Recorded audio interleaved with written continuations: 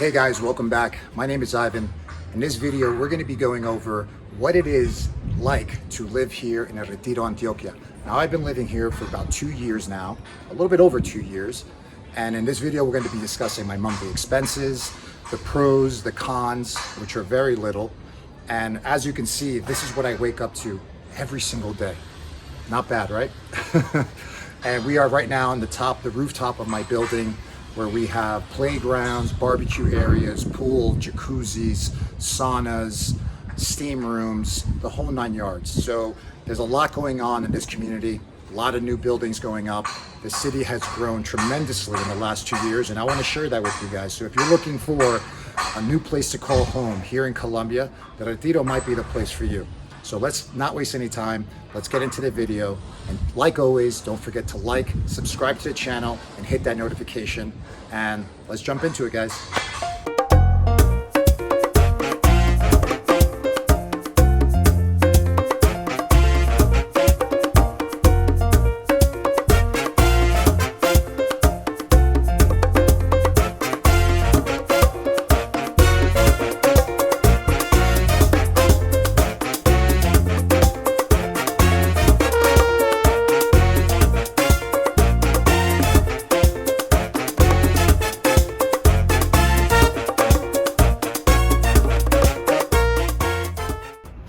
All right, guys, so we had to come indoors. It was a bit windy out there, and I wanted this sound to come out pretty clear and not all the feedback from the wind. So, like I was saying, I've been living in Retiro now for 2 years and about 3 months. And overall, I mean, there's just three words, I love it. It is probably the best decision I could have made in choosing the city to live here in Colombia, specifically the Medellín, Antioquia area. We are, like I said, I think we are, depending on the transportation you take, I have a motorcycle, so it takes about 30 minutes to get to Medellín. In a normal car vehicle, 45 minutes. And in a bus, it'll take you about 45 minutes to an hour, only because of the stop and goes. So it's really not that bad. I mean, Medellín is a hop, skip, jump away, and anything else you do need, we do have the sister neighborhood next door, which is Llano Grande, which has the mall, which you can find movie theaters, bigger, larger supermarkets, clothing stores, restaurants, bowling alleys, gyms, the whole 9 yards. So whatever is not here, you go 15 minutes over and you'll find it there. And we are also a lot closer to the airport. So if you're like me and traveling a lot consistently, you're only 20 minutes away from the airport compared to being 45 minutes from Medellín. So it's great. It's very convenient. So we're going to be going over pros and cons first, right? So pro number one would be the safety. Now, I've been here 2 years and 4 months, and not once have I heard any sort of type of crime whatsoever. So safety is a huge concern for me. I don't want to be walking around looking over my shoulder. I don't want to be going to the ATM machine and wondering if I'm going to get robbed. That was a big thing for me, is safety.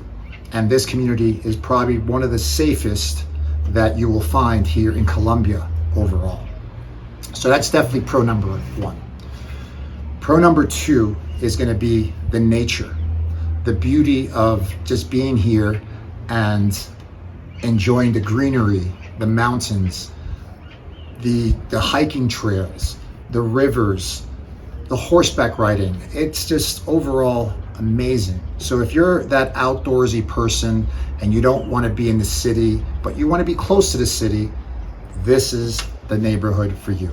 Retiro is just overall amazing. Pro number three, the weather. Now the weather is amazing. I mean, at least this is for my taste. And to give you an idea, it's every day, it's the same weather, same temperature, all year round. You're gonna wake up in the morning and it's gonna be about 52 to 55 degrees. So you will need your sweater or light jacket. It does warm up in the afternoon. It warms up to about between 70 and 73 degrees. And it cools down again pretty much after 4 or 5 in the afternoon. So that's going to be pretty much the temperature all year round. So you're looking at 52, 53 through 73 degrees Fahrenheit all year round. So yes, it is chilly. You need your light jacket, you need your sweaters, you need your little scully, your cap, because it does get cold. And sometimes with the wind chill coming from the mountain, it feels colder than 50 degrees. But I love it. I've been living in Miami 31 years prior to moving here, and 90 degrees weather and 100% humidity every single day was enough. So born and raised in New York, I love and I missed this type of fall, spring weather all in one day. So it is phenomenal weather. Pro number 4 is the people, the community. Everyone is so friendly. Everyone is so welcoming.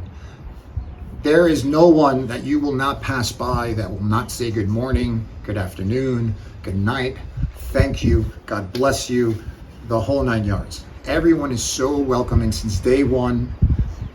It's just the community. It's just, well, and overall, the Paisa, the person here in Medellín, is very friendly. No matter where you are, everyone's always going to say hello, good evening, good night. And that to me is I'm the same way. So the people are just amazing. So those 4 things, I mean, overall, that's enough for me to sell me on moving and living here in Retiro. Now we're going to be going over the little cons, right? There's very few. Now, one, it's been raining a lot. Yes, it's unfortunately, as if you can see today, it's really cloudy. It rained this morning. So overall, this year until like last year, it's rained a lot. I mean, it rains every single day, pretty much. Now, don't cancel your plans. That doesn't mean it's going to rain the entire day consistently and consecutively. It rains in the morning, or it will rain midday afternoon, and it definitely rains a lot at night. By 11, 12 o'clock, we get that shower. And yes, we do have those 1-2 days that it rains pretty much all day. So, I mean, it could be a con. For me, it's not really that much. I mean, I do have a motorcycle, so I might mess up my plans if I want to take on my bike, but overall, it's completely manageable. But yes, it does rain a lot. So if that's something that might not interest you too much, then maybe Retiro might not be for you. 2, I live really close to a church. Now, this church has a bell, and that bell rings at 5 o'clock in the morning all the way up to 11 p.m. on the hour. So in the beginning, like, hey, the first night here at 5 o'clock in the morning, you're going to hear that bell. You get used to it. Believe me, it rings now in the afternoon, and I won't even hear it. So it does take a little time to get used to and adjust to, but yeah, it does start ringing around about 5 in the morning. I'm an early bird, so I'm up normally by 6:30, but I've gotten used to it. But in the beginning, it's something you definitely have to adapt. Con number 3 is transportation. It does have a great bus system. I mean, the bus goes from 6 a.m. to 8:30 p.m., which is the last one that leaves Retiro and heads to either Medellín or Rio Negro, which is our next neighborhood, which is pretty much the main neighborhood where the airport's located. So if you are planning to go out after and not use the public transportation, then you would have to use either Uber, which is illegal, but everybody still uses it, or there's certain car services that you can book that are available up till like 3 in the morning. Now, a con that can be is that I like going to Medellín sometimes in the evening to meet with friends and other family members that live in Medellín. So for me, sometimes I don't like taking my motorcycle at night, especially, which falls into the drivers here are really not very respectful, or they just really don't use their turning signals. They'll cut you off. So I try to avoid riding my bike, especially at night. And the safety concerns, because Medellín is a little bit more, definitely not as safe as up here. So when I'm in Medellín and I want to commute back home, whether it be 1, 2, 3 in the morning, that's where the problem comes in, simply because there's not too many car services that want to drive up here at that time and take that 45-minute drive. simply because when they get here, they won't have, very rarely, another fare to take them back to Medellín. But there is a service here in Rio Negro, which is next 15-20 minutes over, that they do offer services where you can pretty much reserve a car for the whole evening. They'll pick you up, they'll take you to Medellín or wherever you want to go, bring you back, wait for you, etc., and for a very, very minimal cost.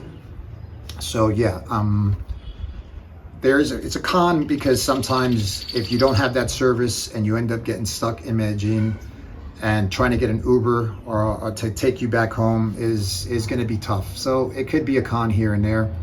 Like I said, I have very, very few cons, and that's pretty much it for the cons. It's very doable, very manageable.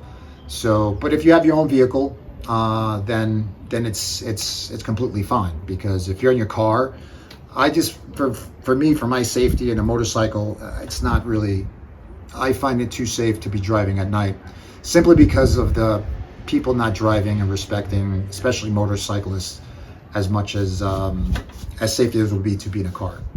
So that's pretty much with the pros and cons. And now we're going to get into my monthly expenses.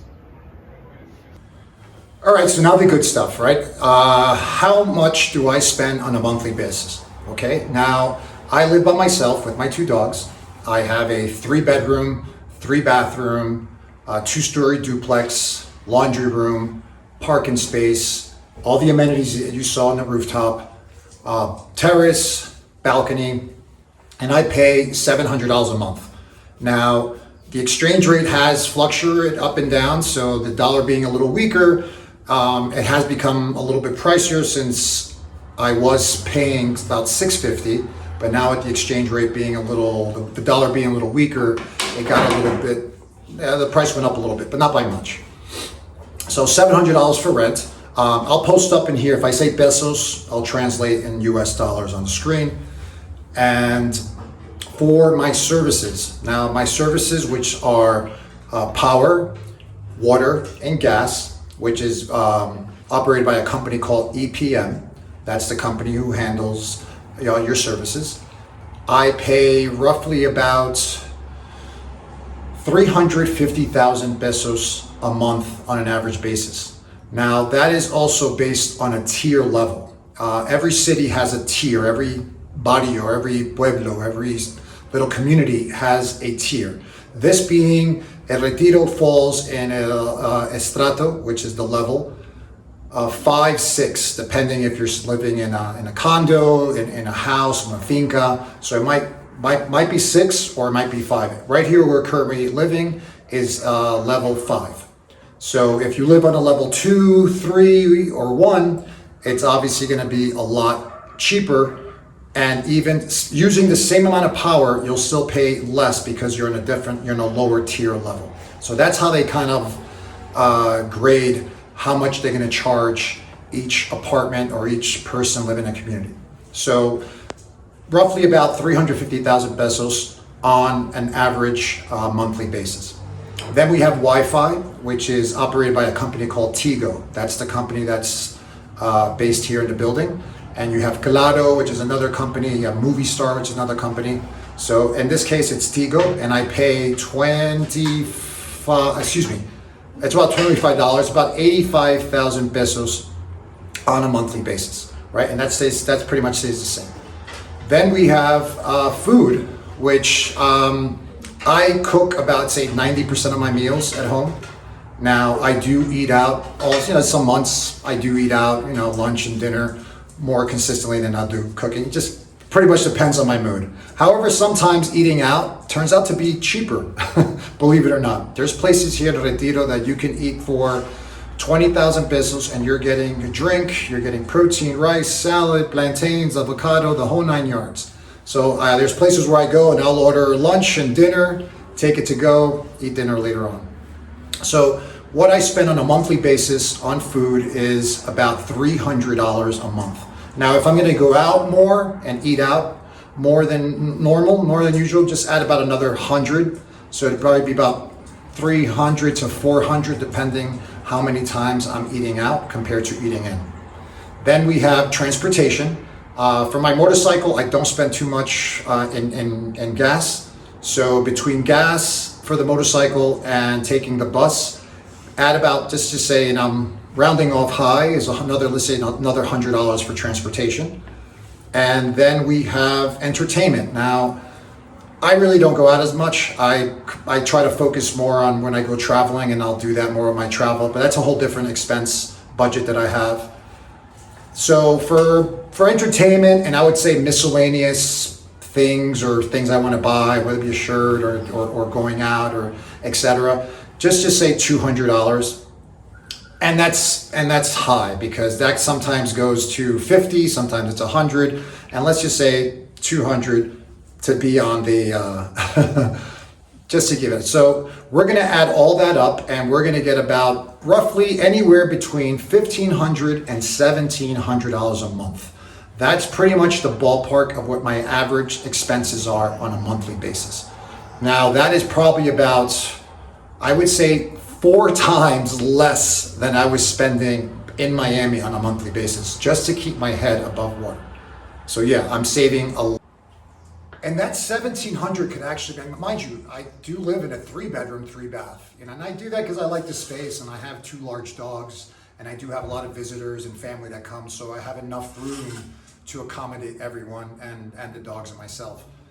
But there are units here that are 2 bedrooms that you could pay maybe $600 a month, and there's 1 bedrooms that you can get for $500 a month. So you could actually knock that down to, $1,500 a month, $1,400 a month. So it really all depends on what your budget is. But just to give you a rough idea, and that's pretty much every month.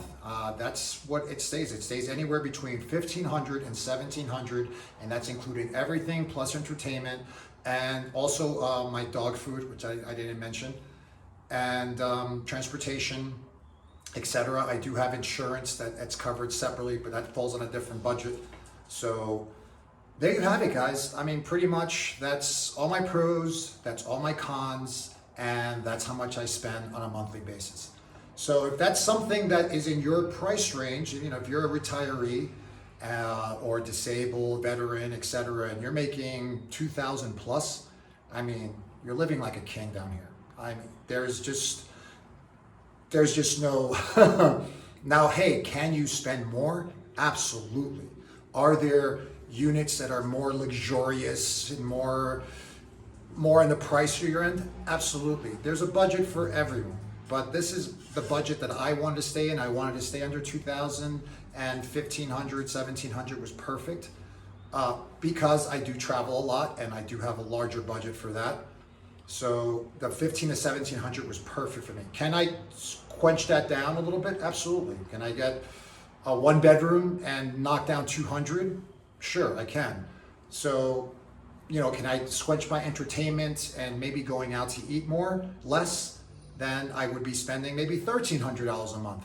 But I think 1,500 to 1,700 is fair. But if you're making 2,000 plus a month, whether it be from passive income, from retirement, disability check, whatever, you are going to be living like a king. Now, you could also go down to Medellín, El Poblado, Provenza, El Tesoro, and you will spend a lot more. Now keep in mind, this is more of the touristy, more where a lot of the Americans and Europeans are coming to, and more expats are living. So yeah, rents are more expensive, food is more expensive, transportation is going to be more expensive. So there's a little bit for everyone. It all depends on what you're looking for. If you want to be more in the city or you want to be more in the suburbs. I prefer the suburbs. I was born and raised in New York, lived in Miami last 31 years. The last thing I wanted to do is be prime location with everything. So I think Retiro is perfect for that person who loves outdoors, who loves nature, who likes walking, hiking trails, rivers, waterfalls, horseback riding, ATV riding, all that nature and all that outdoor stuff and tranquility and peace and safety, then Retiro is going to be for you. Now, if you want more city, more things happening, more noise, you have a budget to spend more money, then Medellín, El Poblado, El Tesoro is going to be more for you. Provenza, Envigado, etc. Laureles also is another community which is used to be very locals, but now a lot of tourists and expats are choosing Laureles as well. I'll try to make separate videos for each different municipal area, and for the most part, I love Retiro.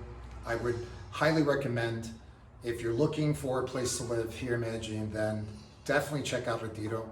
If you have any question, guys, I'm going to leave all my information in the description box below. Leave a comment. I'll have my email address on there. I respond to everyone.